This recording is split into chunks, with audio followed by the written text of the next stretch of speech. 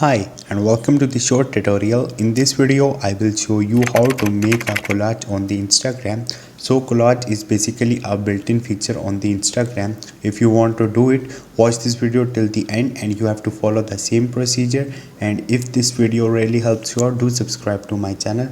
So first of all, you have to open your Instagram and log into your account. Once you will do it, on the left top you will see your story option, so you have to click on it, and after that you have to click on the camera, and now you are in your camera.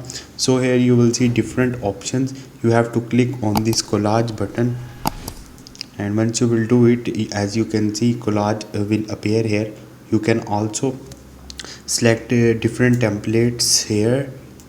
Let's suppose this template,